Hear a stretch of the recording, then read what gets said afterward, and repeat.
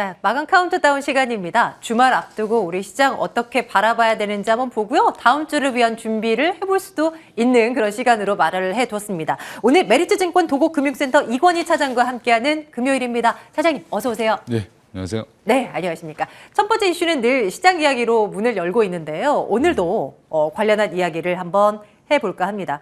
사실 외국인과 기관들의 큰손들의 이게 적극적인 사자가 들어오지 않는 시장이라 이게 꾸준히 코스피가 올라갈 것이요라고 아무도 말 못합니다. 그런 상황이긴 합니다만 그래도 조심스럽게 비중을 늘려볼 필요가 있다라고 주장하는 쪽이 있어서요. 그 의견들을 한번 들여다보려 합니다. 연준의 빅스텝, 양적 긴축 이거 충분히 감내할 수준이다라고 이야기를 하고 있는 것인데요.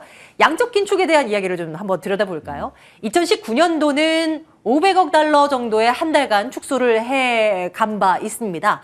연간 축소 규모로 따져본다면 6천억. 지금 현재 계획 잡고 있는 1조 1,400억 원과 비교하면 되게 작죠. 그런 상황이긴 한데 연준이 갖고 있는 자산 대비 비중을 놓고 본다면 14% 그리고 현재가 13.4%?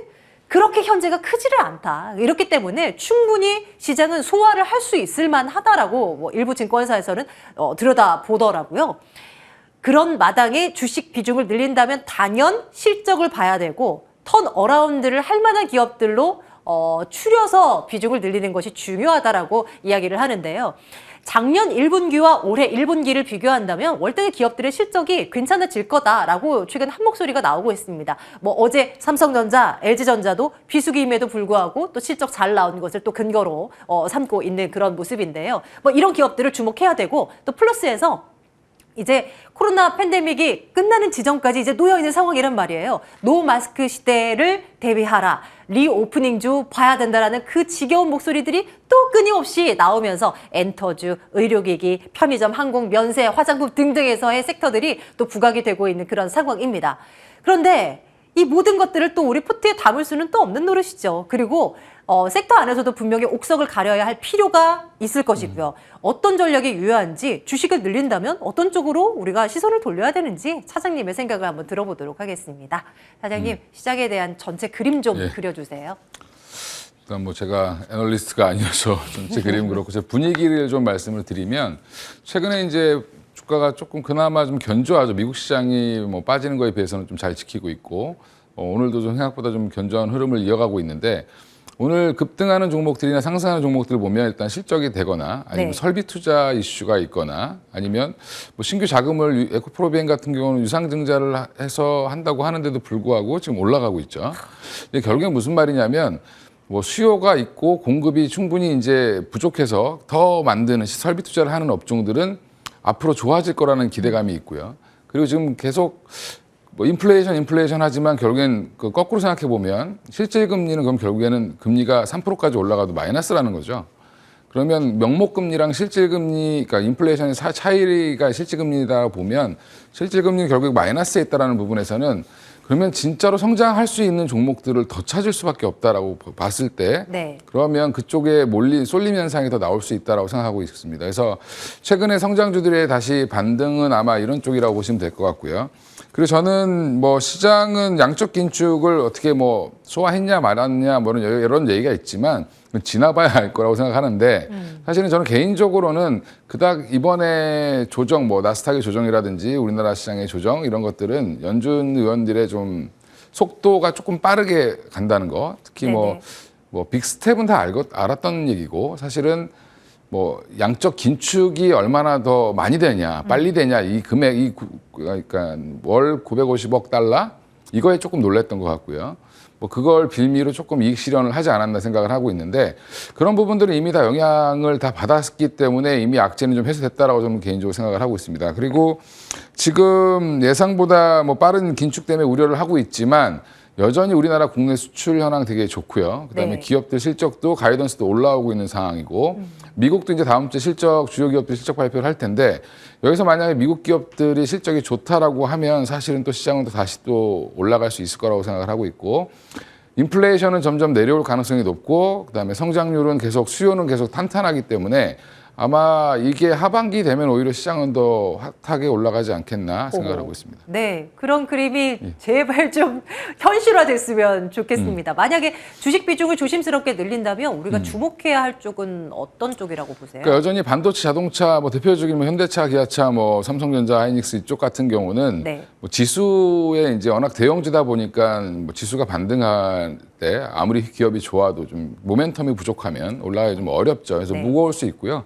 제가 볼 때 약간 중형주 중심, 그러니까 그 현대차나 기아차 뭐 하부 라인에 있는 뭐 부품주라든지 이런 아니면 반도체 부품주, 소재주 이런 종목들 오늘도 보면 삼성전자는 약하지만 하나머티리얼즈 이런 종목들은 굉장히 강한 모습을 보여주고 있거든요. 그런 종목들 위주로 좀 중소형주, 소형주보다 약간 중형주 정도 쪽으로 좀 무게가 실리지 않겠나 생각을 하고 있고요.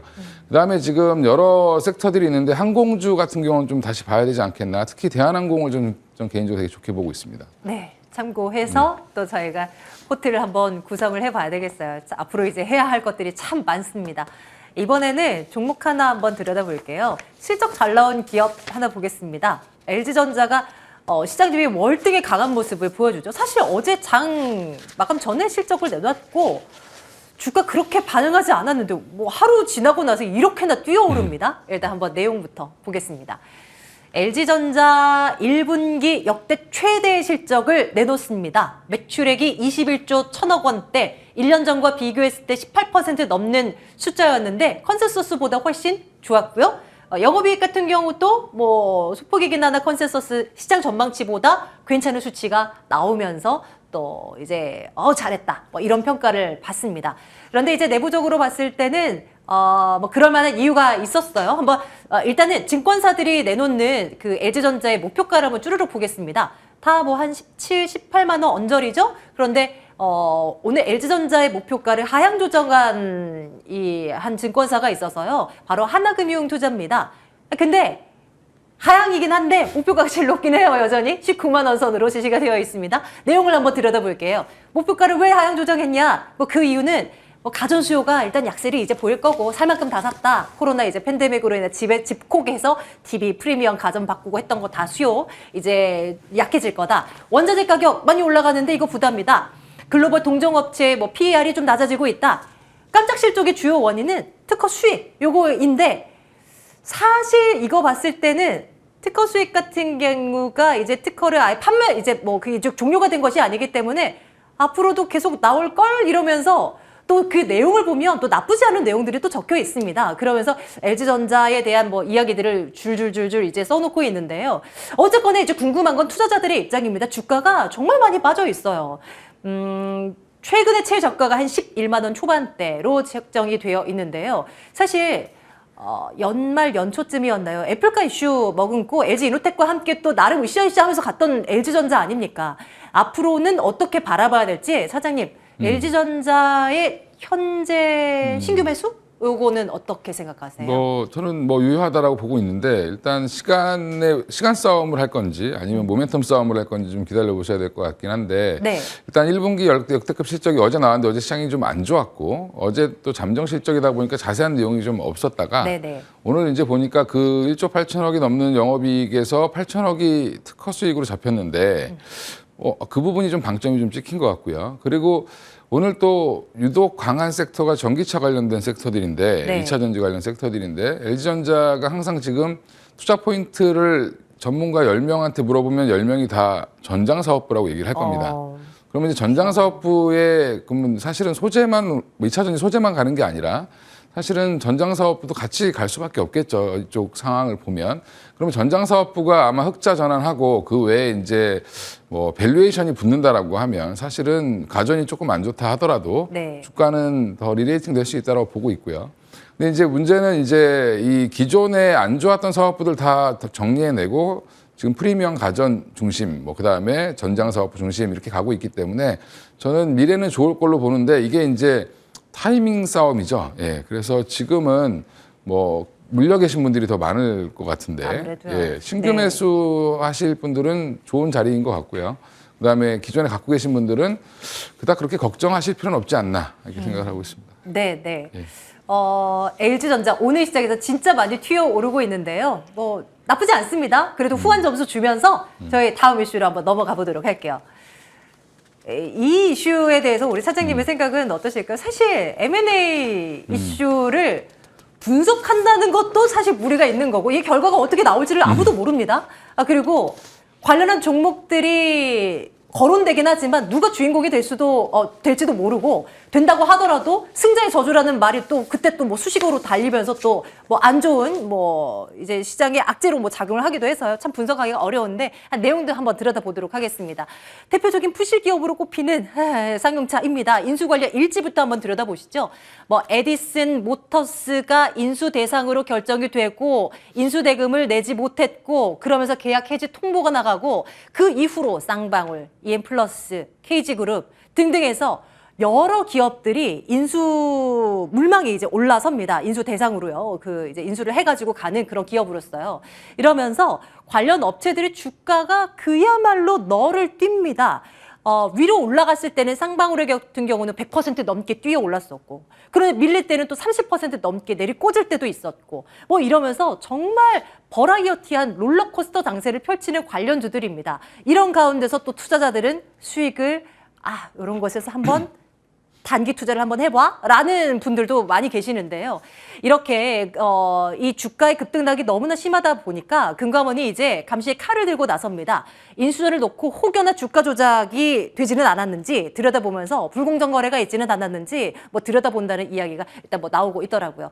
어쨌거나 관련 종목들이 좀 부각되고 있는 몇몇 기업들이 있는데요. 조심을 하라라는 말씀밖에 못 드리나요, 차장님? 뭐 이와 관련된 이슈에 대해서는 어떤 생각 가지고 계십니까? 이게 뭐 에디슨 EV도 마찬가지고 뭐 그 다음에 사실은 쌍방울, 뭐 그 다음에 지금 또 뭐 KG그룹까지 이제 나왔는데 아마 주가도 흐름 보시면 에디슨 EV가 가장 상승폭이 컸고요. 네. 예, 그 다음이 이제 쌍방울이었고, 예, 그 다음이 이제 뭐 KG 점점 낮아지죠. 이제 다 학습을 한 거죠. 네, 예, 네. 별거 없다라는 거, 그리고 언제 빠질 수도 있다라고 생각을 하기 때문에. 그런데 이런 투자는 이제 뉴스가 나왔을 때 사실은 처음에 들어가지 않으면 사실은 수익을 내긴 어렵죠. 그래서 이미 이게 뭐 상한가 가고 뭐 한번 크게 상승이 나왔는데 거기 쫓아가서 먹을 확률이 얼마나 있을까라는 걸 생각했을 때는 사실은 접근 안 하시는 게 맞고, 이게 사실 될지 안 될지, 네. 뭐 어디가 인수를 할지, 뭐 KG그룹이 돈이 많으니까 될 거야, 뭐 쌍방울이 될 거야, 뭐 이런 얘기는 의미가 없는 겁니다. 사실은 의미가 없고 뉴스 따라 움직이기 때문에 트레이딩 영역이라고 생각하시는 게 맞을 것 같고요. 저는 일반 개인 투자자분들은 굳이 이런 거를 해서 그 머리를 속 시끄럽게 하실 필요가 없지 않나. 예, 네. 편한 주식들도 많은데 굳이 이렇게 시끄러운 주식을 한다는 거는 결국엔 뭐 욕망이죠. 이제 짧은 시간 내에 많이 먹겠다. 그렇죠. 예, 근데 네, 결국에는 로또를 한번 맞아보겠다. 예, 근데 그게 맞을 확률이 사실은 좀 많이 없습니다. 그래서 맞아요. 그게 미리 사놓고 아마 이제 우연히 갖고 계셨는데 쌍방울 물려 계셨던 분들은 네. 뭐 이번 기회에 나올 수 있는 기회였다라고 보시면 되고, 다른 회사들도 마찬가지였다고 저는 생각을 하고 있기 때문에 저도 문의를 많이 받았는데 저는 추천을 별로 네, 예, 네. 안 하고 있습니다. 사장님이 생각하시는 네. 우리 개인 투자자분들의 심신 건강에 도움이 되는 네. 그런 종목은 어떤 쪽입니까? 그러니까 일단 흐름을 타고 있는 종목들 사시는 게 맞고요. 네. 그러니까 지금 내가 이제 주식을 투자하실 때 보면 사실은 사놓고 잘 수 있는 종목을 사시는 게 좋습니다. 네? 사놓고 잠자는데 전혀 이상이 없는 종목 사시는 게 네, 네. 좋다라고 생각하고요. 예, 그리고 이게 요즘 시장이 보면 약간 종목 중심, 뭐 지수가 좀 약하다 보니까 뉴스에 너무 급등락하는 그런 경향이 있기 때문에 맞아요. 급등하는 종목은 좀 파시고, 그다음에 또 좋은 종목인데 내가 네. 좀 많이 빠져 있다.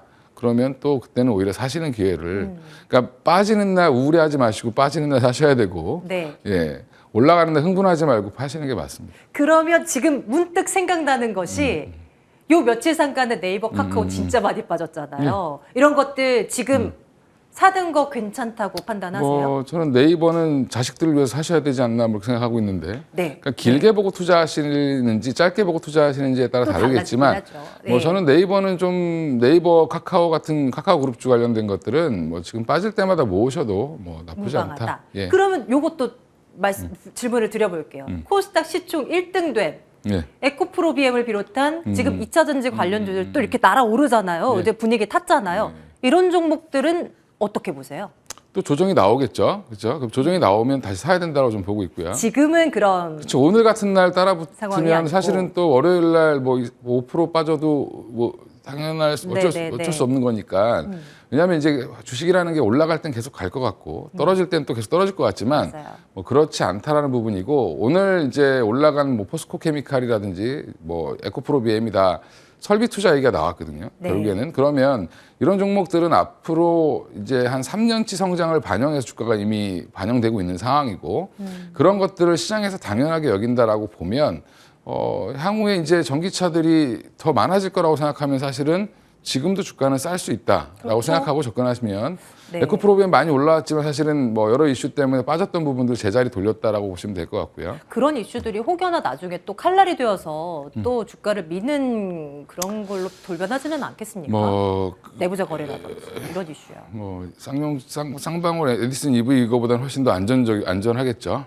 예, 그러니까 미래 성장이 있는 네, 거고 이미 네. 이제 에코프로비엠 같은 경우는 거의 3년치 분량이 다 확정되어 있는 그 회사고 향후에 더 투자를 하겠다고 얘기하는 거는 더 수요가 있다라는 얘기죠. 결국에는 뭐 그런 걸 봤을 때는 이제 항상 투자가 지나고 나서 보면 그걸 살 걸 뭐 아니면 맞아요. 뭐 그게 가장 문제. 지나고 나면 팔 걸 이렇게 얘기하시는데 네. 좀 의연하게 조금은 담담하게 주식을 보시는 게 좋지 않나. 너무 흥분하지 마시고 네, 에코프로비엠도 오늘 같은 날 너무 흥분해 따라붙는 것보다는 좀 조정이 나올 때 들어가시는 게 좋을 것 같습니다. 네. 웬일인지 오늘 차장님 시간 여유가 좀 남아서 계속 예. 질문을 드릴 수밖에 네. 없네요. 이 김에 또 하셔도- 우리 차장님의 머릿속을 계속 이 아이디어를 좀 네. 뽑아 먹어보겠습니다. 금리 인상기잖아요. 예, 예. 이제 한국은행도 금리 올릴 거고, 곧 이제 다음 주잖아요. 네. 보통이 올릴 거고, 미국 연준도 뭐 기정사실화되어 있고, 최근 들어서 보험주들이 너무 많이 올라가긴 했지만 네. 상대적으로 뭐 주요 그 금융 지주사들이라든지 뭐 이런 쪽은 좀 덜 오른 감도 있지 않은가 싶은데 이런 쪽의 투자는 좀 어떻게 생각하세요? 그러니까 은행주나 보험주나 뭐 여러 금융주들 이제 뭐 전에도 한번 저한테 물어보셨는데 저는 제 의견은 뭐 은행주를 팔고 카카오뱅크를 사라 이렇게 얘기를 했었습니다 예전에. 네. 근데 맞아요. 저는 그게 맞다라고 생각하고 있고요 지금도. 네네. 예, 왜냐하면 은행들은 뭐 예대 마진 뭐 이런 것 때문에 이제 좋겠죠, 좋아지겠는데 사실은 지금 시중 뭐 하나은행부터 시작해서 이제 대형 은행들 보면 코로나 관련돼서 지금 나간 대출이 굉장히 많습니다. 그래서 자영업자 대출이 많고 그것도 연장을 해줘야 되고 여러 가지 이제 보면 룸이 별로 없다라는 거죠. 그래서 기존에 그리고 주택 관련된 정책도 여전히 좀 아직은 안 풀려 있는 상황이고. 금리가 올라가기 때문에 뭐 아무리 정책으로 푼다고 하더라도 사람들이 이제 대출 수요가 줄어들 수도 있습니다. 거꾸로 얘기하면. 그러면 또 경쟁도 심화되고 있고 최근에 이제 금리 경쟁을 또 한다는 얘기가 좀 나오고 있어서 이런 부분들 보면 여전히 은행주는 지금 역사적 신고가 부근에 거의 다 가 있기 때문에 지금 좀 부담스러운 자리다라고 보고 있고요. 오히려 이제 화재 관련된 보험주들은 좀 저는 긍정적으로 보고 있습니다. 금리가 올라가면 올라갈수록 수익을 네. 볼 가능성이 높기 때문에 오히려 보험주나 뭐 생보나 이제 보험 관련된 종목들을 보면 은행이 대출이 조금 힘들어지기 시작하면 제2금융권으로 많이 넘어가는 경향도 있고요. 네. 그래서 좀 보험주들은 좋게는 보는데 이제 문제는 이제 지금 들어가서 얼만큼 수익을 볼 것이냐. 그러니까 올해 들어서 눈높이를 이미 30-40% 예, 올랐어요. 눈높이를 낮추고 들어가셔야 된다라고 저는 보고 있고요. 그래서 오히려 지금은 좀 빠져 있는 성장주라든지 네. 아니면 지금 실적이 생각보다 좋은데도 저평가되어 있는 종목들 찾아보면 꽤 많이 있습니다. 그래요? 예. 그러니까 뭐 그 업종 대비 PER 대비해서 굉장히 좀 싼 회사들이 좀 있기 때문에 네. 그런 회사들을 좀 찾는 노력이 좀 필요하지 않나 생각을 하고 있습니다. 네. 혹시 그런 종목들이 또 레이더망에 또 걸린다면 차장님 또 주저하지 마시고 조금 네. 보여주시면 저희가 또 관심 종목에 또 올려두도록 할게요. 메리츠증권 도곡금융센터 이건희 차장과 함께 금요일장 마무리를 해봤네요. 이슈 분석했습니다. 차장님 오늘도 고맙습니다. 예, 감사합니다.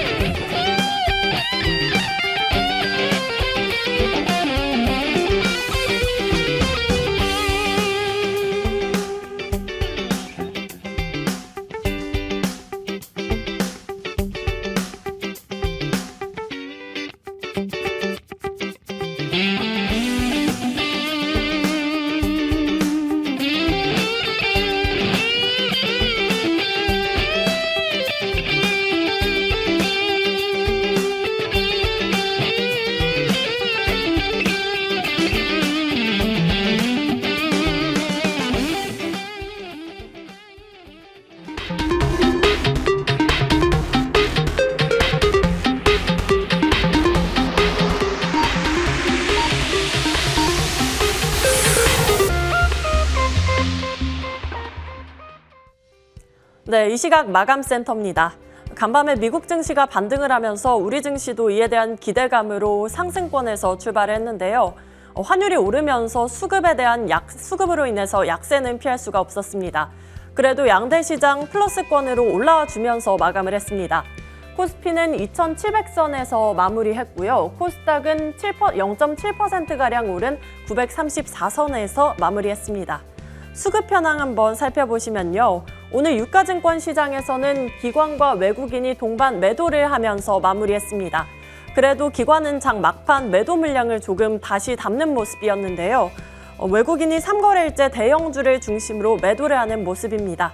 원달러 환율 확인을 해보시면 1225원 선까지 상승을 하면서 시장에 조금 부담을 주는 모습이었습니다. 코스닥 수급 현황도 이어서 확인을 해보시죠. 오늘 코스닥에서는 기관 홀로 500억 원 넘는 매수를 해주면서 마무리했습니다. 장 막판 매수 우위로 전환을 해주면서 하락폭 좁혀주면서 회복시켜주는 모습이었습니다.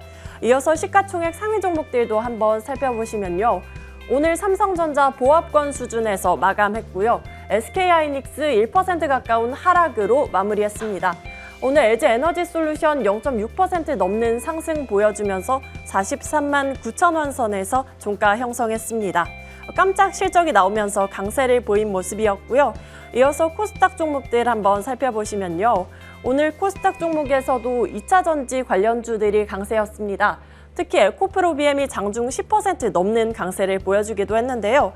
유무상증자 소식에 해외 진출 기대감까지 더해지면서 오늘 급등세를 보여주면서 마무리했습니다. 이어서 특징적인 종목들도 한번 확인해 보겠습니다. 2차 전지 관련해서 계속해서 오른 종목들이 있었습니다. 오늘 LG에너지솔루션이 실적이 잘 나왔는데요. 이에 대한 수혜 기대감으로 관련주들 잘 가는 모습이었습니다. 포스코케미칼 12% 넘는 상승으로 마무리했고요. 한농화성도 10%대 강세로 마감했습니다. 이어서 다음 종목들 한번 살펴보시죠. 쌍용차 인수와 관련해서 계속해서 혼조세를 보인 종목들도 있었습니다. 반대되는 모습으로 마무리를 했는데요. KB 동부제철 우선주는 상한가에서 안착하면서 마무리를 했고요. 오늘 EM플러스는 쌍용차 인수전에서 물러난다는 소식이 있었습니다. 그 영향으로 오늘 하락 보이면서 6%대 하락하면서 마감했습니다. 다음 종목들 한번 살펴보시죠. 싸이월드 훈풍과 관련해서 강세를 탄 종목들이 있었는데요. NHN벅스가 전일 거래량의 5배를 넘어서면서 오늘 상승세를 보이면서 종가 형성했습니다.